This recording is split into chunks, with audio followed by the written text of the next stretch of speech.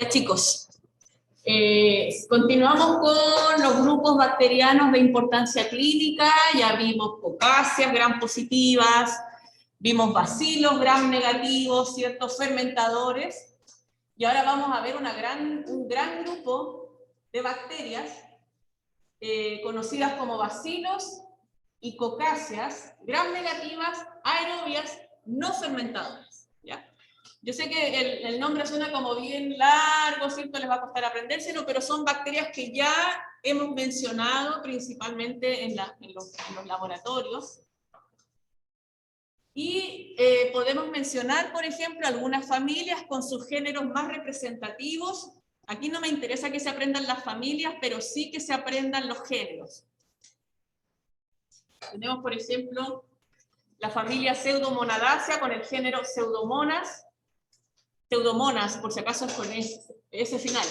Pseudomonas, principalmente aeruginosa.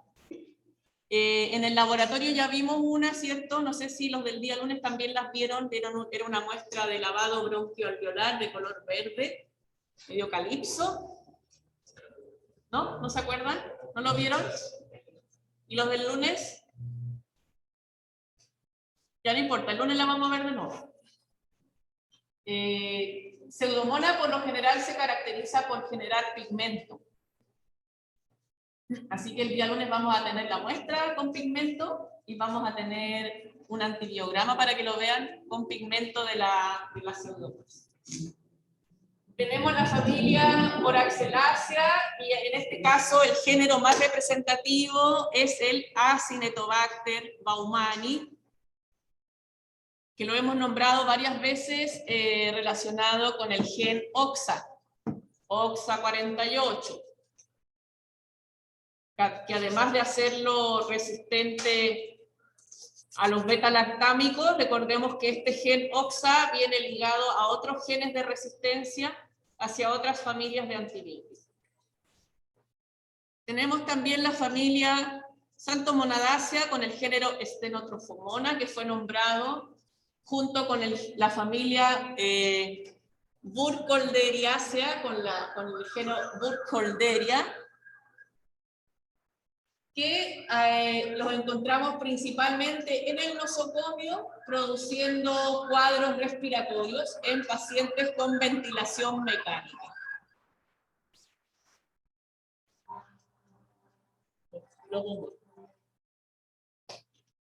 Estos dos últimos géneros, Stenotrophomonas y Burkholderia, las vamos a encontrar principalmente en pacientes que tienen fibrosis quística.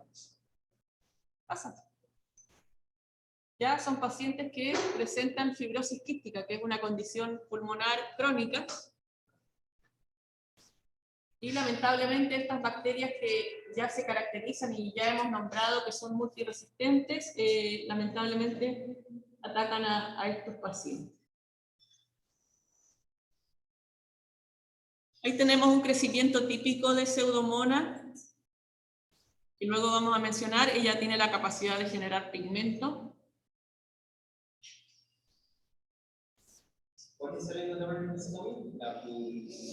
¿Cuáles están en el nosocomio? Todas. Pseudomonas, Acinetobacter, Stenotrophomonas y Burkholderia las vamos a encontrar en el nosocomio.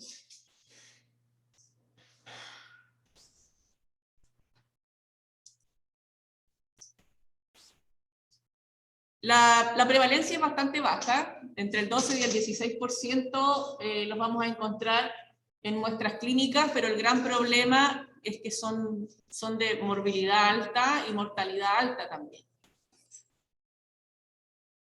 Una característica común es que no fermentan los carbohidratos.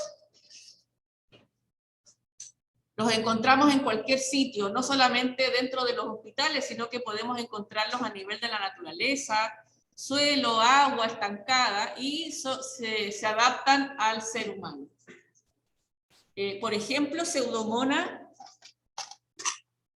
esto ya estaba en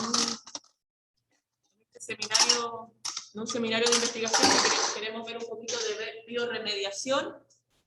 Pseudomonas la podemos encontrar generando bioremediación, especialmente con los hidrocarburos y con el arsénico.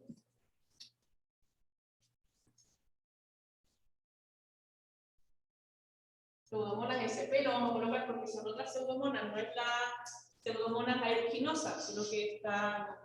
No me importa que se aprendan los nombres, dejémoslo como SP, pero está la pseudomallei, la pseudocalcuacei y otras especies que tienen la capacidad de hidrolizar los hidrocarburos, ya, como por ejemplo el petróleo. Entonces se utiliza esta especie de pseudomonas se utiliza para poder rescatar este petróleo que se derramó, ¿cierto?, por algún barco o alguna industria, que sí. Y también se han visto relacionadas con la degradación, no, más que la degradación, es la oxidación del arsénico.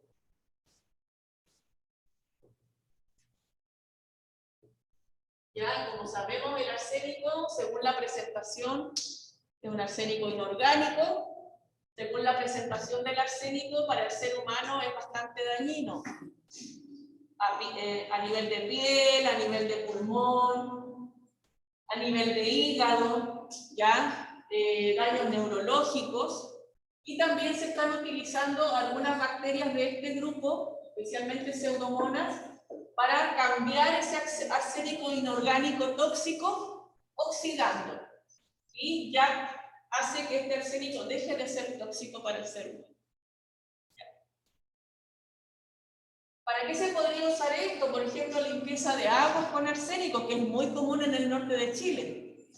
¿Ya? Ahora, ese arsénico que está en las aguas del norte de Chile no es por una contaminación del agua, sino que ¿por qué sería?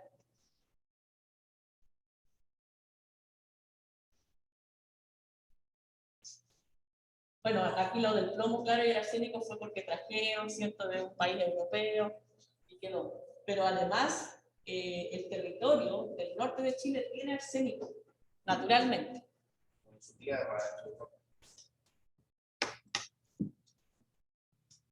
De curiosidad, para el petróleo, ¿tienen así reservorios de la roca? No, no lo sé. Ahí son microbiólogos ambientales. Yo la verdad es que no sé cómo trabajarán, no sé cómo lo harán. Quizás deben tener cepas guardaditas, entonces cuando necesiten hacer estos bioremediadores, yo sé que lo usan como, lo hacen como cojines o almohadas llenas de pseudomonas. ¿Cómo está la pseudomona? No lo sé. No sé si está liofilizada, si está viva, si está como bacilo, no lo sé. Pero ellas obtienen el carbono de esto. Aquí el arsénico está en la tierra, especialmente en las zonas altiplánicas por la zona volcánica. ¿Ya? Hay mucha presencia de arsénico. Muchas plantas y muchas bacterias que viven en esa zona tienen la capacidad de vivir con la presencia del arsénico. Recuerdo que, por ejemplo, después de que hacen limpio, ¿la dejan ahí o qué hacen? ¿Qué cosa? Por ejemplo, lo del hidrocarburo. Sí, la dejan ahí después o la recuperan. La bacteria, yo creo que la recuperan. A ver, toda bacteria, como lo vimos al comienzo, toda bacteria tiene una vida útil. Ellas viven 24 horas, pero una bacteria. Pero esa bacteria, mientras se va haciendo su vida útil, que dura 24 horas, ella va replicándose. Entonces, se están generando varias vidas distintas. Seguramente en algún momento, cuando dejan de utilizarlas para los derrames, ¿cierto? No sé si las eliminarán, porque ya no hay hidrocarburo. O sea, si ella tuvo la capacidad de degradar el hidrocarburo, ya no hay hidrocarburo. Ya es otro componente. Ahora, quizás ese componente lo rescatan, lo reutilizan, no tengo idea. Y si la bacteria muere, bueno, morirá y deben tener más banco de esa bacteria para utilizarla en otro tipo o en otro caso de derrame. ¿Ya? ¿Esta bacteria para ayudar al ser humano puede ser patógena para el ser humano? Yo creo que sí.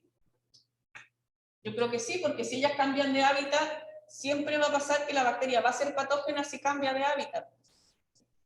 Si esa bacteria tiene contacto, por ejemplo, con una herida abierta, le estás dando nutrientes. Entonces lo más probable es que se genere un cuadro clínico.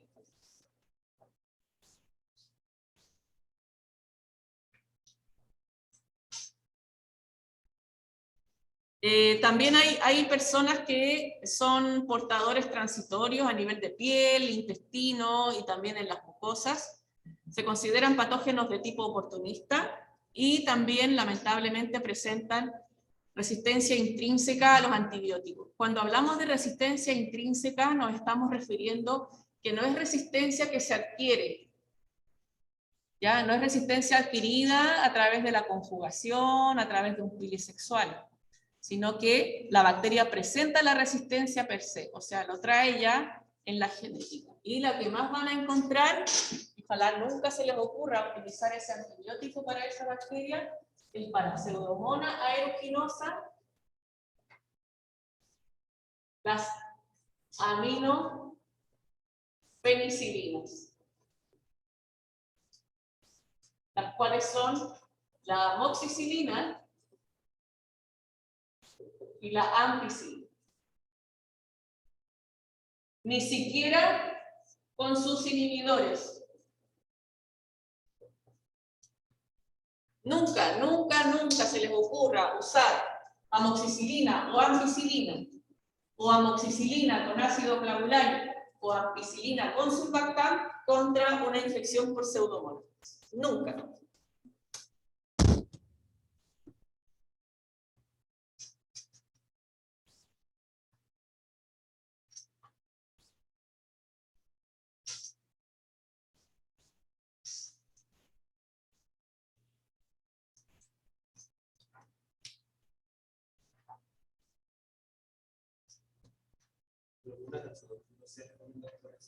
Porque ella tiene genes de resistencia ya en su material genético. ¿Qué gen de resistencia? La verdad es que no lo sé. Me parece que es...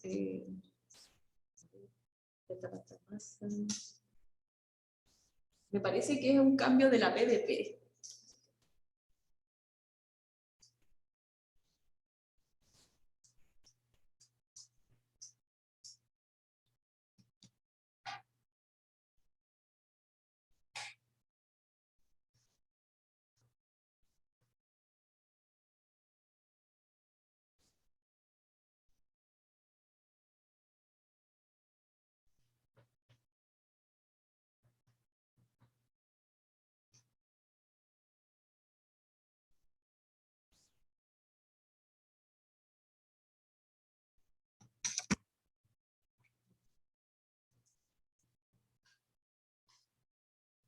Factores de riesgo que podrían adquirir este tipo de patógenos son los pacientes que tienen un tratamiento médico prolongado de cualquier tipo, que esté hospitalizado, por ejemplo, que esté recibiendo corticoides, que esté recibiendo algún antiinflamatorio, algún antibiótico de amplio espectro también, profiláctico, pacientes con enfermedades de base, por ejemplo, pacientes diabéticos, hipertensos, hipo o hipertiroideo, secuela de tuberculosis, COVID, secuela COVID. ¿Qué más podría ser? Que tenga una cirrosis. ¿Qué más podría ser? ¿Alguna patología metabólica? Se le puede llamar enfermedad de base, que hace que el paciente esté más expuesto a contraer este tipo de microorganismos. Secuelado de AB, secuelado de infarto al miocardio.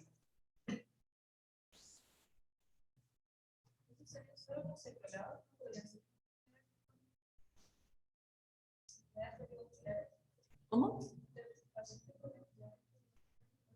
Sí, una insuficiencia cardíaca.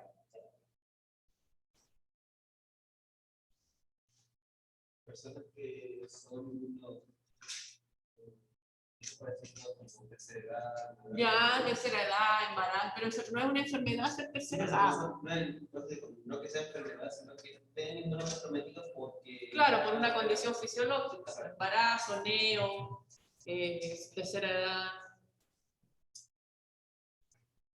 Y a ver, autoinmunidad, cualquier patología autoinmune, como por ejemplo la diabetes tipo 1, el lupus, porque ellos están recibiendo siempre corticoides. Ahí tenemos otra patología de base que podría, fibrosis quística también. Son pacientes que sufren mucho de infecciones pulmonares por estos microorganismos. Exposición a fuentes de infección por pacientes infectados, personal hospitalario que es portador sano. El problema de estas bacterias es que crecen en cualquier tipo de superficie, incluso desinfectantes, incluso en jabones, en clorexidina, en alcohol gel, formaldehído. ¿Cómo lo haría para que se den cuenta? No tengo idea. No lo sé. Nosotros hemos sembrado jabones, a veces cuando estoy con los chicos de EMA, cualquier básica, de enfermería, qué sé yo, ya sembremos cualquier profe, puede sembrar jabón, ya, sí. Supone que jabón desinfectante. Y crecen hongos, crecen estafilococos.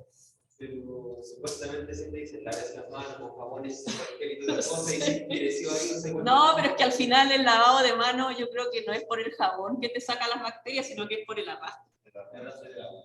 Y el alcohol, cuando dicen también dice que el alcohol si lo tiene como agua. Creció ahí, o sea... Bueno, hay que confiar nomás, ¿qué vaya a hacer? Vamos a sembrar el alcohol gel, a ver si tan bueno es. Eso no sería para bajar la carne. Claro, pero es que no es la idea que te eche alcohol gel y te esté echando más bacterias en la piel, pues ese es el problema. No creo que nuestro alcohol gel esté contaminado. Pero sí, por ejemplo, es en el hospital, ¿cuál es la mala costumbre? Estos dispensadores de alcohol gel que están en la pared nunca los limpian, los rellenan solamente. ¿Ya? Entonces, ¿quién me dice que ese remanente que va quedando de alcohol gel adentro no se vaya colonizando con bacterias del nosocomio? ¿Ya? Nunca los limpian, solamente los rellenan. Pero aquí hay que confiar en nuestro propio sistema inmunológico, lo cual también nos juega en contra a los que somos de salud, porque el hecho de estar con turnos, ustedes que van a tener que hacer turnos quizás de 24, incluso ahora con COVID, y estaban haciendo turnos de 36 horas, o sea, era casi un día y medio despierto, o durmiendo cada 15 minutos, de 15 minutos, ese pobre sistema inmunológico está completamente deplorado.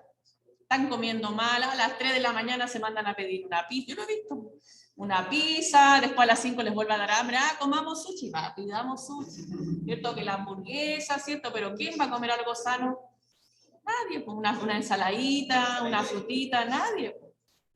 ¿Ya? Y vamos con bebidas energéticas, que el Red Bull, que la que no sé cuánto, todas esas cosas. Ya. Y ahí tenemos los que más se aíslan. Pseudomonas aeruginosa, Acinetobacter baumannii y la Stenotrophomonas maltophilia. 70% de aislamiento de muestras clínicas de este grupo. ¿Ya? Y como ya sabemos, son productores de infecciones asociadas a la atención en salud. Y partimos. Con la famosa, ahí falta una S, ¿ah? Se llama Pseudomonas aeruginosa. ¿Ya? Es un bacilo gram negativo. Todas estas bacterias son aerobias estrictas. Vida libre en ambientes húmedos, puede producir patologías desde plantas, animales y también en el ser humano. Ahí tenemos la epidemiología. Un alto porcentaje de neumonías nosocomiales en pacientes con ventilación mecánica, también en las UCI pediátricas. Y tercer lugar en UCI adultos, seguramente está después de Klebsiella o de alguna otra, un bacilo gram negativo.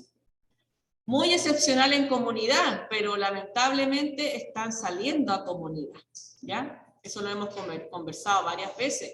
Eso ha cambiado porque el mismo personal del área de la salud está sacando hacia la calle, hacia la comunidad, todas estas bacterias que deberían estar dentro del hospital.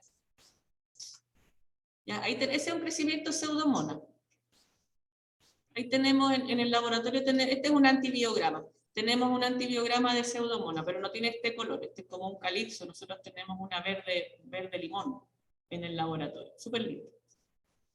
Y todo resistente. A ver, aquí está la resistente aquí. No lo alcanzo a leer.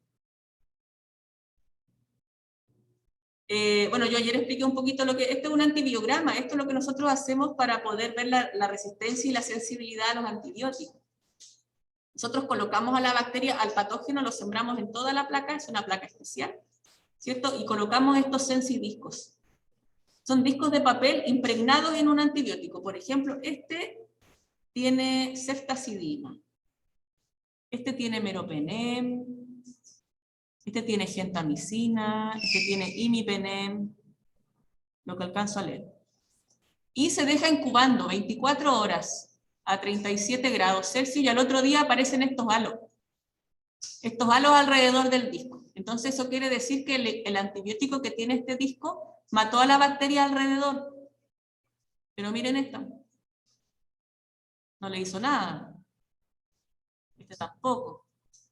Ahora, ¿qué es lo que hacemos nosotros? Medimos este halo, el diámetro. Lo medimos en milímetros y luego lo buscamos en una tablita. Supongamos que este halo midió 25 milímetros, ¿ya? Y busco en la tabla y me dice, mayor a 19 milímetros sensible, menor a 19 resistente, ¿ya? Entonces después nosotros los tecnólogos a ustedes les informamos. Amoxicilina S, cefotaxime R, imipenem S, ¿ya?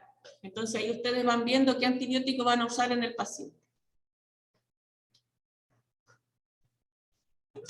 Está bastante bien. Y la pseudomonas resistente todo. No te entendí, Christopher. Sí, la pseudomonas resistente todo, pero nuestro sistema inmunológico está bastante bien. ¿Puede eliminar ese patógeno o igual es muy difícil que lo haga? No lo sé. No lo sé. Eso, chiquillos, ustedes cuando estén trabajando, todo va a ser con tiempo. O sea, ustedes van a decir, ya, le vamos a dar este antibiótico. Pero no, ya listo, le doy el antibiótico y me voy para la casa. Tienes que esperar, tienes que ver evolución. Por lo menos al día, no va a ser tampoco inmediato. Esperar por lo menos entre 12 y 24 horas, esperar a ver qué pasa con tu paciente, si funciona o no. ¿Ya? Y si no funciona, utilizar otro recurso. ¿Ya? Entonces la verdad es que si llega a suceder eso, mira, yo tuve un caso súper personal, mi hijo tuvo una apendicitis y estoy hablando de hace más de 10 años, tuvo una apendicitis y la herida de la apendicitis se le infectó con una pseudomonas aeruginosa. Y el médico no le dio antibiótico. Lo único que yo tenía que hacerle era curaciones en la herida, nada más. Y la herida cerró. La herida cerró bien y botaba pus por la herida. Y el médico no le dio antibiótico. Pero tiene que ver con la edad del paciente, la cantidad de pus. Mi hijo no tenía fiebre, por ejemplo. ¿Cuánto años tiene su hijo? Tenía 13 años. 13. Sí. ¿Ya? Pero había bajado casi 15 kilos por la apendicitis. Pero así todo no le dio antibiótico. Entonces, eso tienen que decidirlo ustedes. Ahora, si el paciente o la paciente tiene 80 y ven que el pus sale y ella está comprometida general, tiene fiebre, está inconsciente, ¿te vaya a dar antibiótico? Obvio, pues, y endovenoso, ni siquiera oral. ¿Ya? Entonces va a depender de muchos factores para que tú des o no des antibiótico a tu paciente.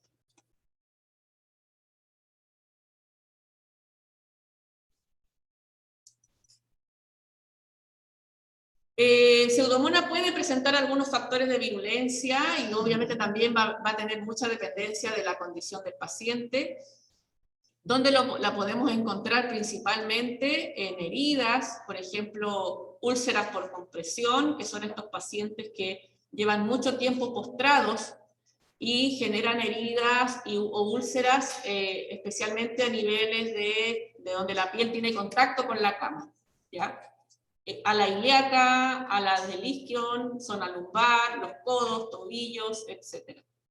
Grandes quemados, ya ayer lo conversábamos con los compañeros, que el paciente que se le llama gran quemado es el que ha perdido gran parte de su epidermis. Entonces tiene expuesto capas más inferiores de la piel, en donde no hay protección. Recordemos que la epidermis tiene protección natural, innata, lisosimas, macrófagos, el sebo, la transpiración. Entonces, si el gran quemado pierde su primera capa de protección, queda más expuesto a ser, la verdad es que los quemados o los grandes quemados son caldos de cultivo. Tienen más de un patógeno, siempre, la mayoría de las veces. Pacientes con intubación y también pacientes con catéter, especialmente el venoso central, que son catéteres más permanentes, que no se cambian con mucha frecuencia. Pacientes inmunosuprimidos, que ya son pacientes que ustedes ya conocen, y pacientes que presentan neutropenia, o sea que tienen disminuidos los glóbulos blancos. También puede aparecer pseudomonas cuando hay disminución de la microbiota bacteriana intestinal por el uso indiscriminado de antibióticos de amplio espectro. Y también pacientes expuestos a reservorios del ambiente hospitalario. Esta zona para mí, o pacientes de este tipo, son los pacientes que están en medicina, ¿ya? En el área de medicina. Y como lo hemos mencionado varias veces, es el área de la morbilidad, llega de todo. Pacientes con problemas respiratorios, digestivos, renales, todo tipo de pacientes con una morbilidad X llegan a esa área.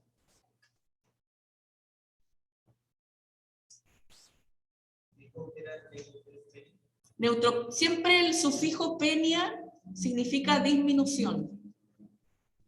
Neutropenia, leucopenia, linfopenia, trombopenia.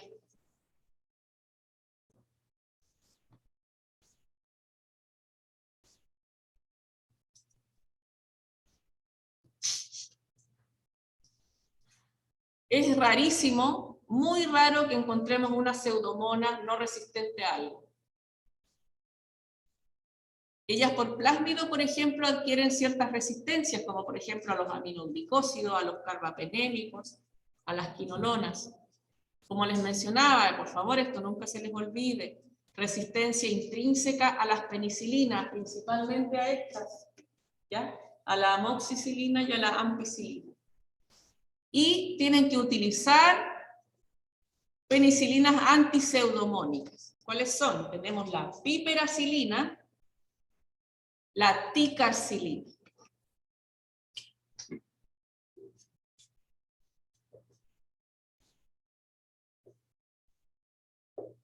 Incluso está la piperacilina sola y está la piperacilina con tazobactam. ¿Qué es? Penicilina que se utiliza para ella. ¿Ah? ¿Cómo? Es la única penicilina que se utiliza para ella. Sí, piperacilina, está la piperacilina con tazobactam y también está la ticarcilina.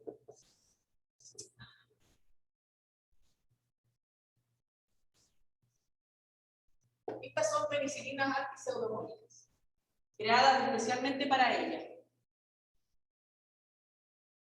Y obviamente podrían usar aminoglicósidos, como por ejemplo la gentamicina se usa mucho para pseudomonas.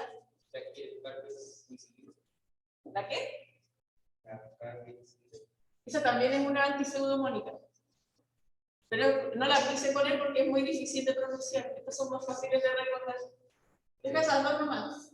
Quizás luego cuando estén ahí en sus prácticas va a depender lo que le tenga el hospital. ¿Ya?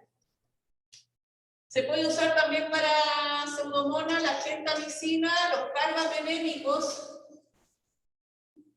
si es que no tiene carbapenemasa, imipenem, mero, erza.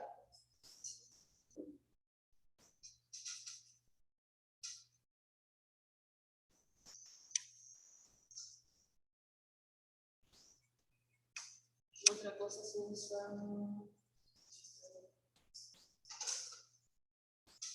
Ay, no. Menos mejor. Y así se los aprende.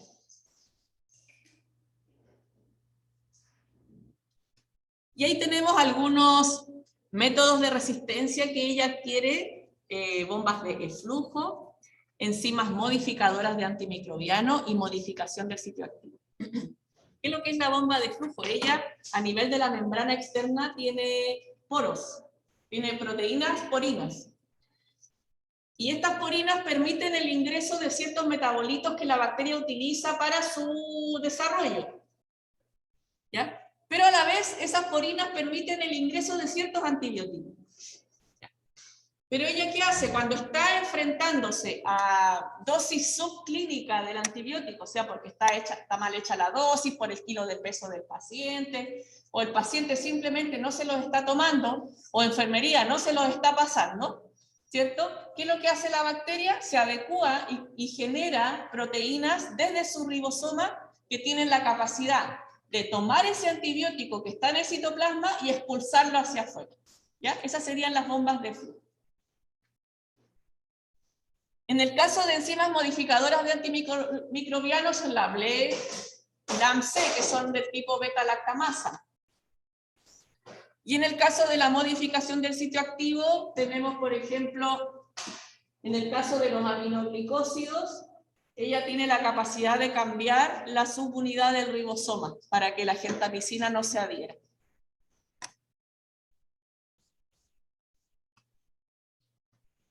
En el caso de los bacilos no fermentadores y también en el caso de Pseudomonas, chiquillos, se recomienda, que yo sé tampoco depende mucho de ustedes, la elección de un buen antibiótico y además no utilizar antibióticos de amplio espectro.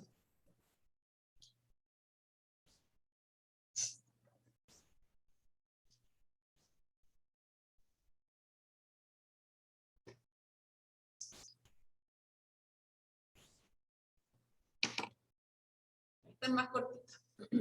Stenotrophomona maltophylla. Esta antiguamente era una pseudomonas también. Yo no sé por qué le ponen nombres tan raros. No me demoré tanto en aprenderme el nombre.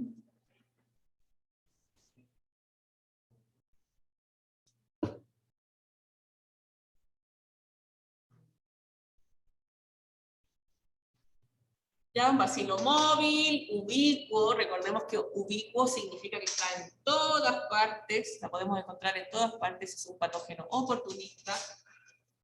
Vive dentro del hospital generando IAS. Ya, como les mencionaba, ahí pacientes con fibrosis quística, daño pulmonar, aunque se ha asociado también a otro tipo de patologías, como por ejemplo neumonías, lo hemos visto también en bacteriemias, endocarditis, infecciones del tracto urinario y también generando meningitis.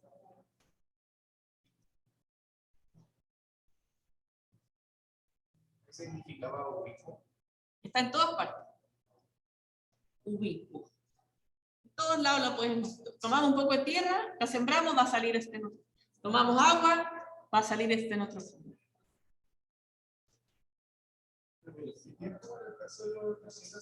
¿Iván? En el caso de fue algo parecido al del parto vaginal. ¿La estenotrofomona? ¿Ah? ¿Pero la estenotrofomona a qué te refieres? No te entiendo. Como la infección está en el parto vaginal, también se puede hacer que por el...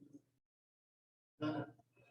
Y pensé que por el cristal de secundaria para se que con la vagina podía también utilizar ahí. Pues algo parecido al del parto vaginal que Tú dices que el hecho de que estenotrofomona produzca meningitis es parecido a lo que pasa con el estreptococo grupo B.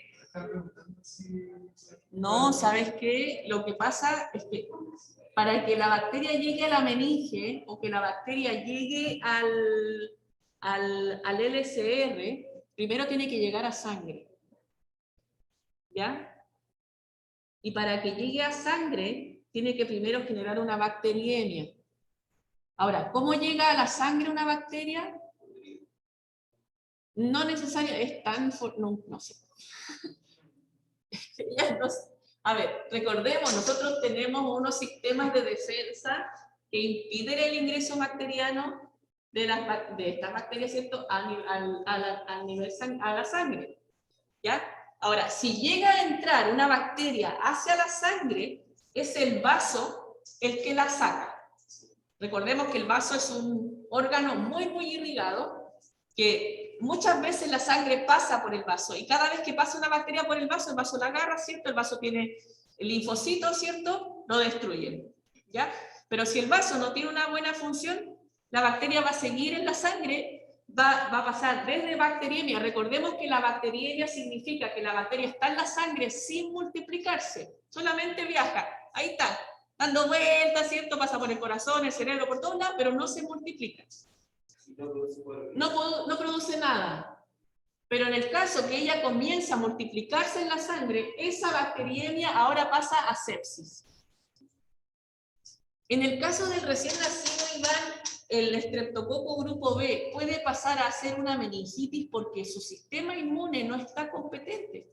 Estamos hablando de una guaguita que recién está teniendo contacto con la microbiota normal de la madre, y lamentablemente esa microbiota normal de ella puede generarle un cuadro clínico, ¿ya? Porque ni siquiera recibió el calostro, que como sabemos es la bomba, ¿cierto?, de inmunoglobulinas que recibe de la madre para que la guagua genere una buena inmunidad, ¿ya? Pero no es una relación directa con esta bacteria y con otras, sino que llega meningitis cuando el sistema inmunológico del paciente no está competente, ¿ya?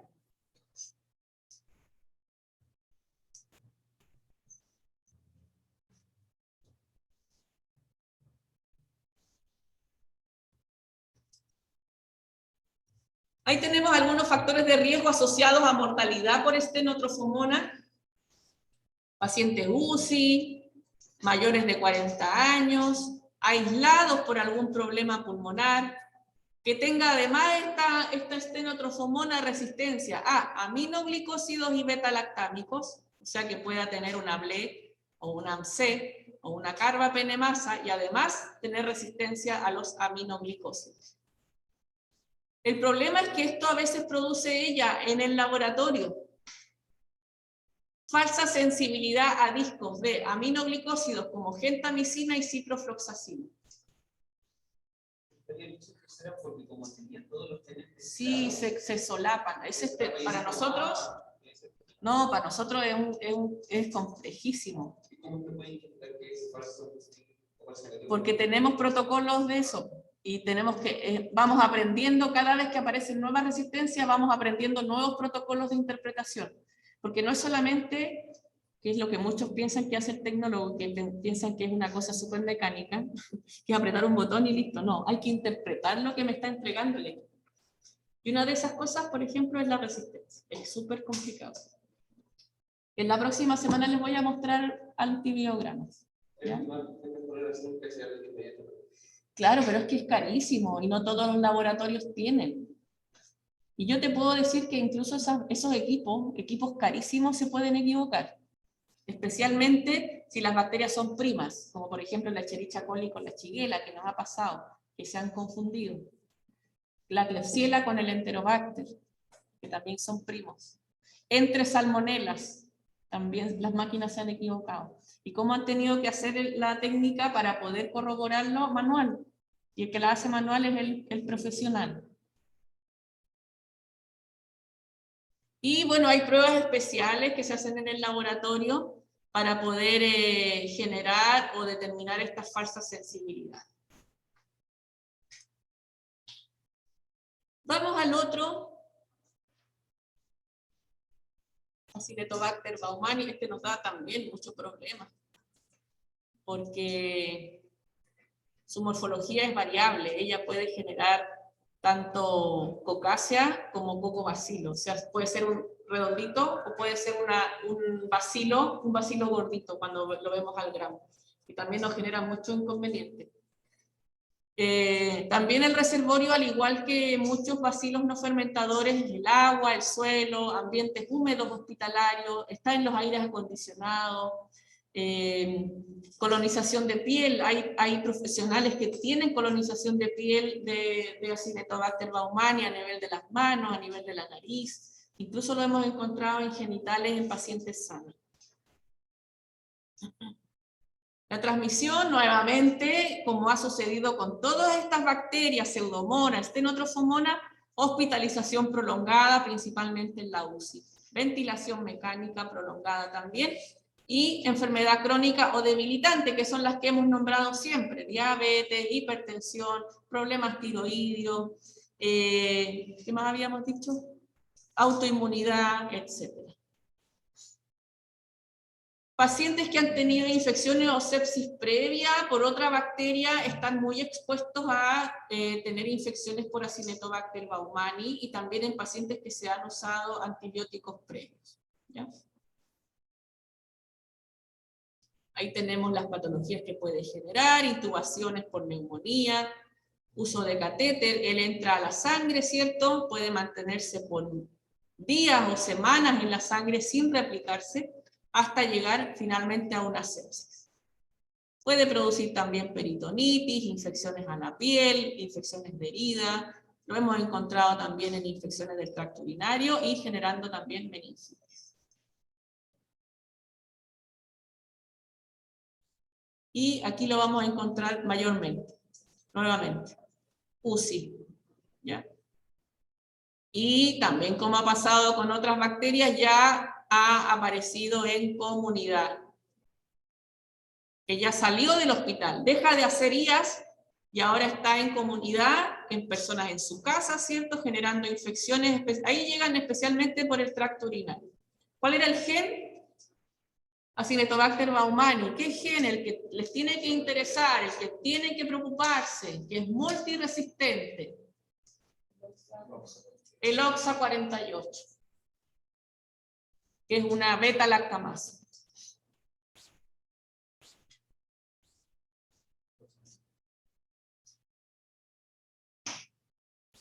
¿Cómo se genera la bacteria que va con un catéter por ahí? ¿Me hace de la nada o por una mala manipulación del catéter? Es una mala manipulación. Es toda una mala manipulación. Está el catéter. Se supone que tiene una llave, la famosa llave de 3 pasos que se le llama. Está ocupando una. Ya la enfermera viene, abre el otro paso, ya abrió, manipuló. Toma la jeringa, la atornilla, ¿cierto? Introduce. Vuelve a desatornillar. ¿A dónde colocó la tapa? La puso boca arriba, la puso boca abajo, la desinfectó. Antes de volver a colocarla, no tengo idea. Digamos que la puso boca abajo, sobre la mesa del paciente. Yo no sé si la mesa está limpia. Si ya la mesa tenía algunas bacterias de Acinetobacter baumani y ella lo cierra, ya hay Acinetobacter baumani en la entrada del catéter. ¿Ya? El catéter está húmedo, está en contacto con la piel, hay una temperatura de 35-37 grados, va a permitir que la bacteria comience a multiplicarse. Ellas generan un biofilm en ese tubo. ¿Ya? Se pegan en las paredes. Viene la enfermera nuevamente, abre la llave y ahora le pasa otro antibiótico. ¿Y qué hace con todo ese biofilm? Lo arrastra hacia adentro. A mí me llama mucho la atención, se supone que un catéter tiene que estar colocado 48 horas, no más. Yo me acuerdo cuando mi hijo estuvo hospitalizado, yo le decía a la enfermera que cada 48 horas se lo cambiara. Me daba lo mismo si le dolía. Me daba mucha pena, pero prefería que le doliera a que estuviese colonizado con cualquier bacteria. Así que cámbiaselo. Pero cámbiaselo, por favor. Cada 48 horas yo le decía, cámbiaselo. Se lo cambio yo. Me da mucha lata porque ¿cómo creen ustedes que las enfermeras o enfermeros limpian los catéteres? Cuando no los cambian. Tú dices que no. Es decir, quizás tendría alguna cosa por arribita, pero una toallita. ¿Con suero fisiológico? No puede inyectarle nada porque si no va a ir al paciente, si que quizás entonces sería... Yo no estoy de acuerdo con muchas técnicas que ellas utilizan. ¿Cómo creen que lo limpian? ¿O cómo creen ustedes que debería limpiarse ese catéter?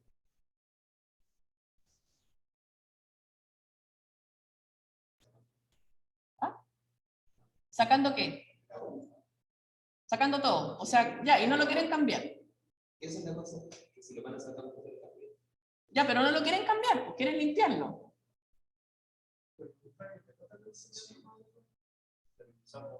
No lo usan.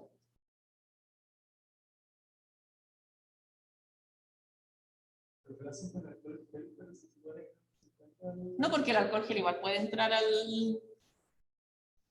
Tú tienes que limpiar adentro, el lumen del catéter, porque tiene el biofilm.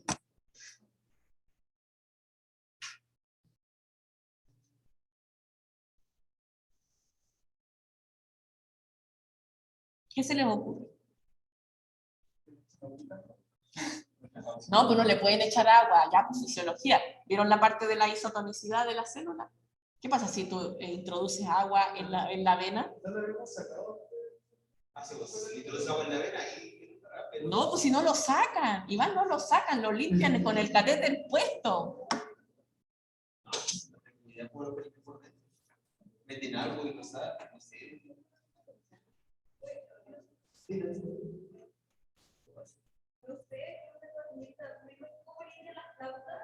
Ah, con un chanchito.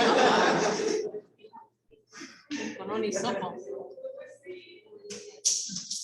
Introducen, colocan 10 ml suero fisiológico y introducen. Sí, pero hacia adentro. Pero entonces no lo tengo. Ah, bueno, no sé yo, díganle a ella. Yo les estoy contando lo que yo sé. Yo casi me caí de espalda cuando supe que limpiaban así los catéteres. Decía, pero ¿cómo estáis empujando todo para adentro? Pero le tiran dos pasos. Incluso el año, hay un compañero de ustedes que es enfermero. Ah, sí, pues era así. El año pasado. Ah, Era así. el César. Y yo creo que estaba disertando, justo le tocó disertar de hemocultivo. Yo le dije, César, ¿cómo limpiáis todo el catéter?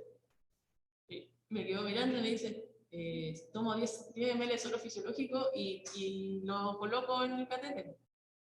Y ahí, y empujé todas las bacterias para adentro, profe. Sí, pues, y se me va a morir, no sé. Pero, profe, me decía, esa es la técnica que a mí me enseñaron. ¿Pero tú crees que está correcta esa técnica? Profe, parece que no, me dice.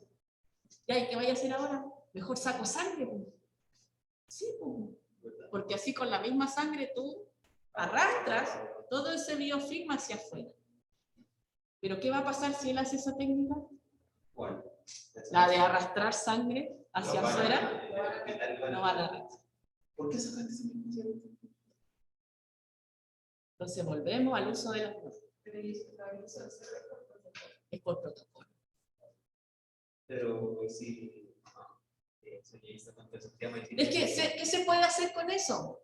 Hay que hacer un estudio. Eso, hacer un estudio así como. Porque tú tienes que publicarlo para decir esta técnica no sirve. Sería súper buena. Tomar a todos esos pacientes que se le ha hecho un lavado de catéter con suero fisiológico hacia adentro, ver qué cuadro clínico hace. Tomar todas sus características de base, a ver por qué entró, qué medicamentos le están pasando, qué edad tiene, el sexo, en qué área está, etc.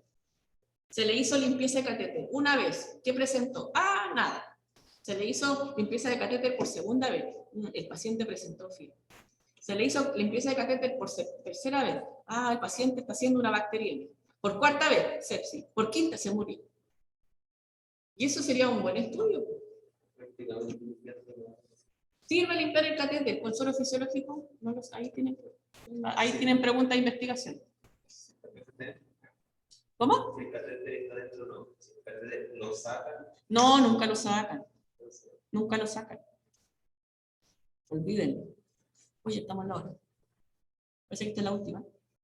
Ya, mecanismos de resistencia. ¿Qué es lo que hacen? A veces Acinetobacter tiene este tipo de resistencia. Cambia la PVP en el caso de que se utilicen penicilinas. Disminuye la permeabilidad de membrana, o sea, tiene la capacidad de cerrar porinas.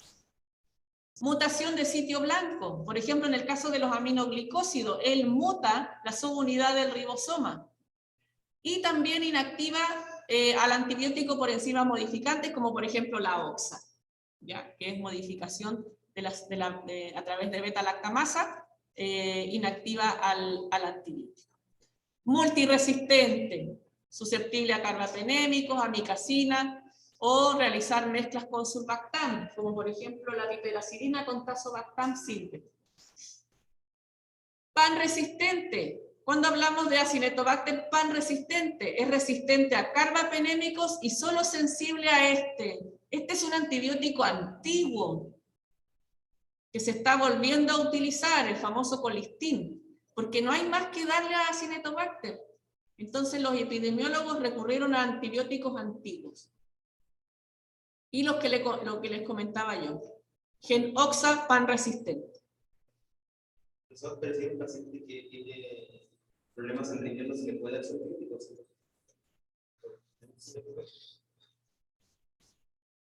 ¿Qué es lo que, a ver, cuando yo lo he escuchado en muchos médicos, si a ti te llega un paciente con X problema, ¿qué es lo que vas a atacar?